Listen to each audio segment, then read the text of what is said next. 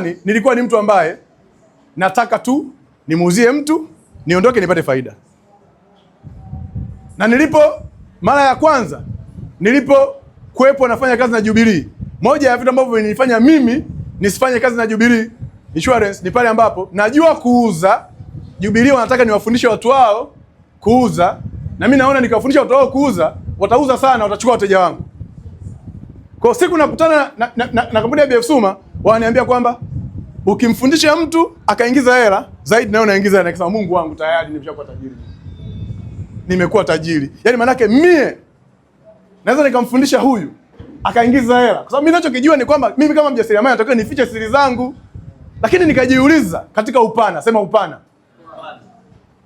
Mbona CRDB wako proud kuhakikisha kwamba kila wakala anafanya vizuri kwa sababu anaingiza kipato kwa kila wakala. Kwa hiyo CRDB wenyewe wanahakikisha kila wakala anafanya vizuri kwa sababu kwa kila wakala anaingiza kipato. Kumbe wajasiriamali wanaficha siri kwa sababu wakiwafundisha watu wanatengeneza mshindani na wafaidiki. Kwa mara ya kwanza kumbe mimi naweza nikawafundisha watu wengine kuingiza hela na mimi nikaingiza hela. Mimi sijawahi kukutana nao mfumo wa biashara. Haisemi mimi nakuwa tajiri sana. Kwa hiyo nikawafundisha watu mimi kuingiza hela, mimi naingiza hela. Mungu wangu. Nikasema tahakikisha atakuwa mwalimu mzuri sana. Taingiza hela nyingi. Kumbe hicho ni kitu kikubwa. Sasa sikiliza sasa. Kampuni ya BF Suma inasema hivi: una haki ya kumuuzia mtu bidhaa. Unakuwa wakala. Unaanza kwa mtaji mdogo. 165 ni mtaji mdogo sana. Kuna 195. Huu nauitaga mtaji wa wanafunzi. BF Suma wanakupa ID namba yako.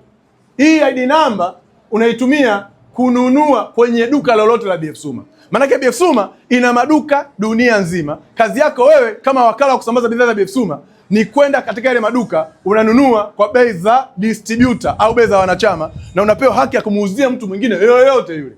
Sikiza sahi hapa. Sema Sema Sema Sema Bila kumiliki duka, bila kuwa na wafanyakazi, bila kuwa na rent sijui. BF Suma imeshatengeneza miundo mbinu. Kazi yako wewe ni kujenga timu ya watu wanaosambaza bidhaa. Na kama hujui kujenga timu, kazi yako wewe huna haja ya kununua mzigo limekaa pale. Wewe unaenda unaongea na mteja, kaelewa. Mnakubaliana oda, sawa. Unamwambia bei ya faida, unachukua ile oda yako. Unakuja BF Suma unanunua kwa bei za distributor, unaenda unamuuzia mteja wako, umetulia. Mzigo BF Suma duka lake likiungua ni lenyewe. Wewe usiki.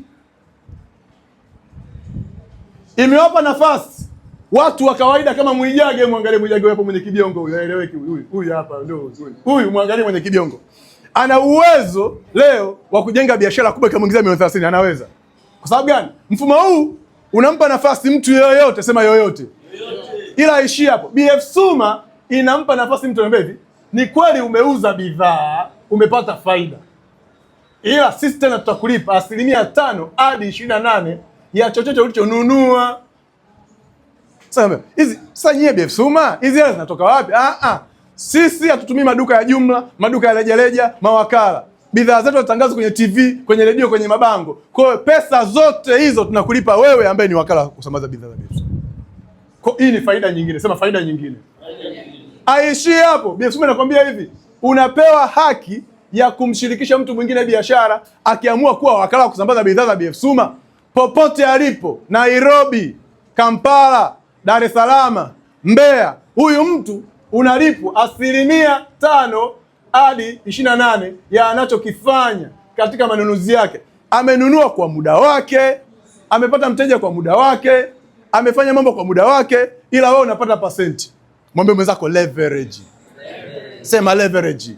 Maana yake kwa mara ya kwanza watu wa kawaida wanapewa haki ya kulipwa pasenti ya matumizi ya watu katika timu zao, kama vile Vodacom, M-Pesa, mawakala, kama vile CRDB wakala. Maana yake mimi leo kijana wa kawaida naweza nikajenga biashara na mimi.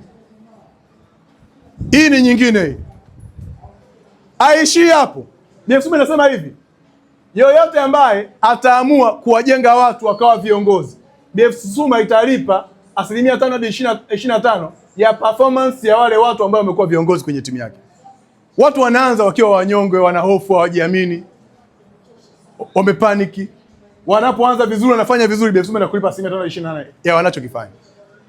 Aishi hapo, BF Suma inakulipa 3 ya 6.5 ya mtu yote ambaye wewe ndio uliyemshirikisha kwenye biashara akawa wakala kusambaza bidhaa za BF Suma.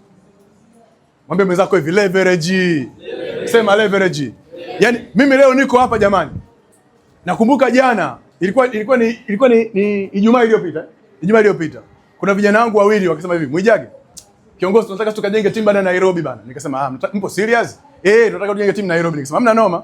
Twende fresh kama mtaka kwenda kujenga timu. Nione kama mnaweza. Jamaa wakakata tiketi. Nimewaona wako Nairobi wanafanya presentation.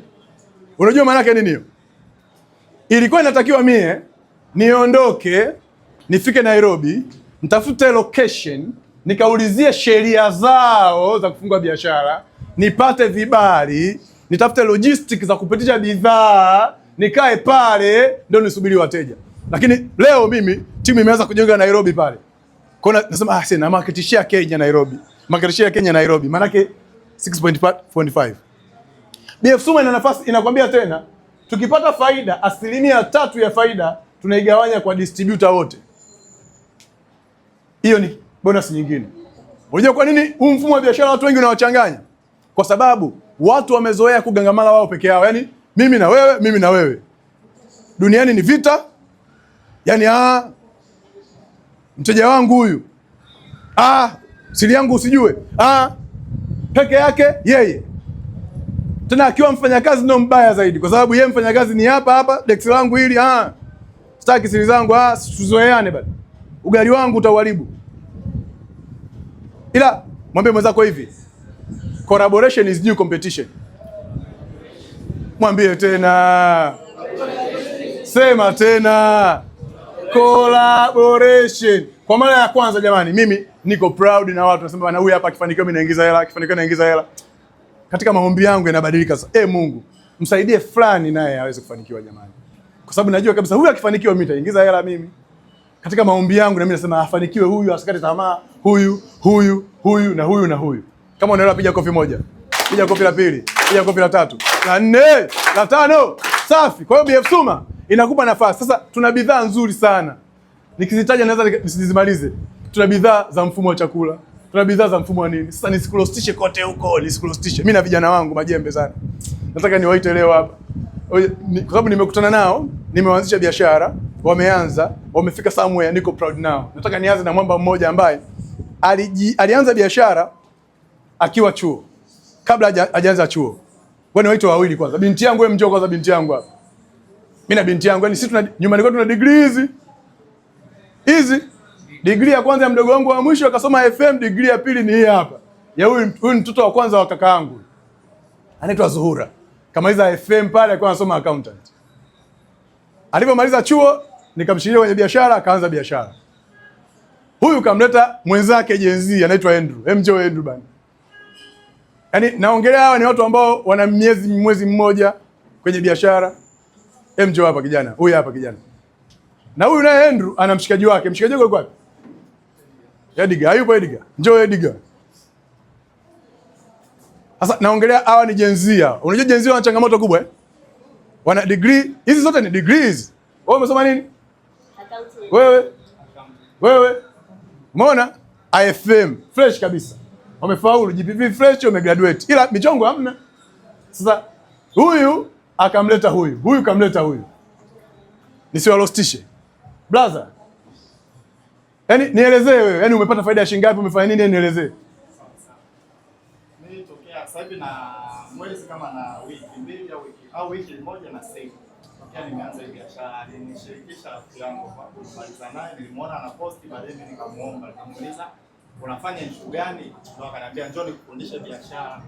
Alinifundisha ile siku, kesho yake nikaanza.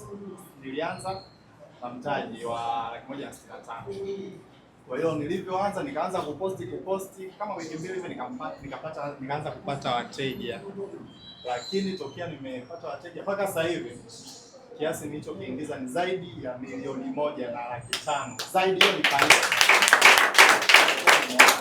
Zaidi ya 1,105,000. faida na mauzo, lakini bonus yangu inayosoma kwenye kule inaelekea 800,000 bonus. Ya na sasa hivi niko staff, nashukuru Mungu. Hongera sana. Haya, nakuja kwa huyu hapa. Kijana, wewe vipi? Na kuonaona? Umeshaingiza faida ya shilingi ngapi mpaka sasa hivi? Laki, 50,000, 20,000, sema. Faida kama laki. Okay. Safi. Haya, wewe mama yao. Jamani, huyu ni binti yangu kabisa huyu. Na mimi na binti, msinione hivi. Okay, kwa jina naitwa Zufra Mohamed. Nashukuru Mungu kupitia hii biashara.